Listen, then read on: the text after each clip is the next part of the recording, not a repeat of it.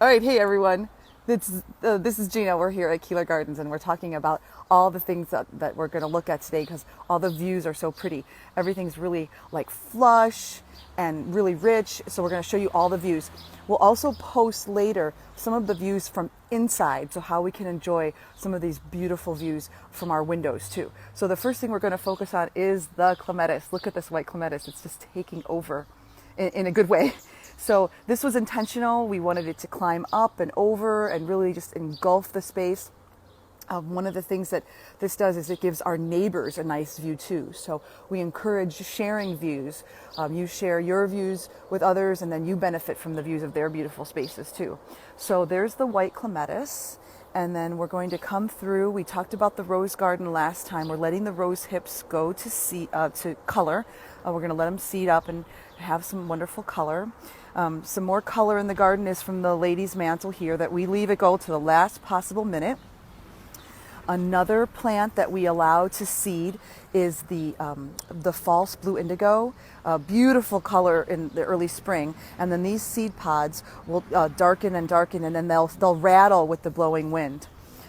We allow the catmint to just go wild, and then we'll cut it back pretty hard and let it reflush. You can see that right now the garden is really green, lots of greens, because we'll have blooms. We had a lot of spring blooms and late spring blooms, and then we'll also have some summer blooms on their way. We talked about the campanula last time, and our hydrangeas are coming. And then we have some color on this side with our gaillardia and the larkspur, the contrast of blue and the yellow red, and look at that wonderful cluster. Gaillardia actually isn't a very long-lived perennial, so I'll let some of these go to seed, and then I'll grab those seeds and sprinkle them down in the space to keep the plant returning over and over again. And we have two red roses that are in bloom here. There's one, and it's really sunny, so they're a little bleached out. And here's the second one. These were two of the ones that were grown from seed. And we'll go through the arbor. We're going to talk about this view in front of us. See all the orange? All those, they're daylilies. We call them tiger lilies, but they're the orange daylilies. All these orange daylilies are actually our neighbors, but we can see them out of our kitchen window. So this view is actually really quite attractive because we share it. We borrow the view from our neighbors. So, and you can see as we come through here that in the background on the far side, there's more tiger lilies, which are our neighbor's neighbor. And then there's some of our neighbor's roses in there too. So that's another view that we borrow from inside. And our kitchen is set up a few steps. So when you go up on the porch, you see all these other gardens, and it's really a lovely sharing that we have. So our kitchen garden's going really well. And we'll cross over the space to show you some of our plantings, some of our annuals that are also taking off. And this is a fun one. Look at the pineapple lily, Eucomis. It starts out looking like a purple pineapple. Look at that. And then each little purple flower opens. Isn't this precious? So we'll move forward here from our annuals over to the whole space here. We've got our edibles going here with tomatoes and eggplant, and then our lavender is coming up there. And then this is the main view of the space from this angle here. So right now what catches the eye is the coreopsis in bloom. The smoke bush will always catch the eye because of its purple foliage. Again, we have some annuals tucked in amongst the rose garden. Alyssum works as a really good ground cover under roses. We have some feverfew that sort of seeds itself, and when we have a periodic appearance of one, then we let it go. So over here we have our water feature. So what we do is we leave space here in these little tufts for bees and birds and butterflies. And if you notice, I don't know if we can get close enough, we've got a little pollinator in there. He's making his way. He's trying to grab some water. He was in there swimming a couple seconds ago. So it's just the bottom of a pot. And we have some decorative ones too, all different sizes. See the guy? Look at that. Look at this guy. So the goal here is to give them a shallow enough space that they're comfortable with. So if you look at the ridge on the side, he can actually probably just sit on that ridge. See, he's going for the water. I don't know if you can see him or not. How cool is that?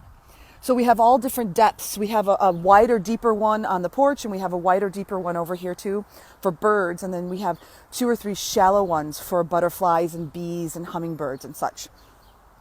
So we're back to the colors of what's in bloom, and here the roses are still going strong, and our Stelladora daylilies. This is turned into our purple and orange garden here.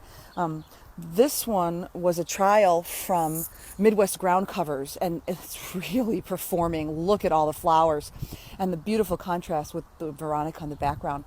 And then we've got the lighter toned pincushion flower here with our Stelladoras. And as you can see, there's a lot of pollinators. Everyone's really happy today. Everyone's out and about. So in the back, we have our hydrangeas as sort of a beacon in the rear. And then we've got our more of a shade space here. It's sort of mixed. Later on, it'll get more sun. Our huge hosta in the background is going well too. You can see those huge leaves. And on the side here, we've got an attempt at an espalier, and that's actually going very well. And then our shade garden is here. We are also going to seed our lily of the valley.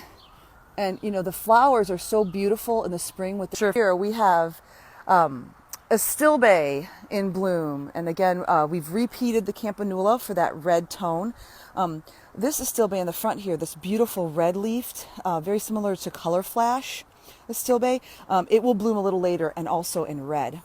And then we'll come this way and we'll give you a view down the shade garden, more stilbe.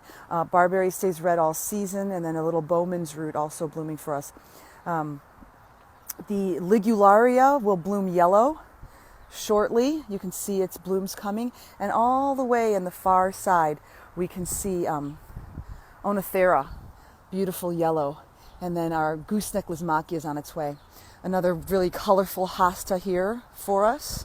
And we'll make our way back over and we'll show you the last grouping of hydrangeas that are on their way. And I know we've mentioned this before, but we'll say it again. We can't wait to look at the hydrangeas. And these bloom in that beautiful, almost indigo blue. So they start out, look at how green they are as they open. But they're going to get, like, some will be sky blue, some will be indigo blue. It's a really fantastic display. And in this wonderful shade space here, we have some babies. Here's a little baby hellebore, and there's this little baby astilbe. These guys actually are seeds. We allow the garden to sort of seed naturally, so we get extra stilbe, we get hellebores, we get columbine seeds itself, the 2 different kinds of columbine. We had a lady's mantle seed itself and really did very well. Our geraniums seed themselves. So we have almost a production type garden here. And then look at all the raspberries. See them? I'm just showing you all of them because I want everyone's mouth to water. And some of them are ripening. Look at the red one. They're delicious.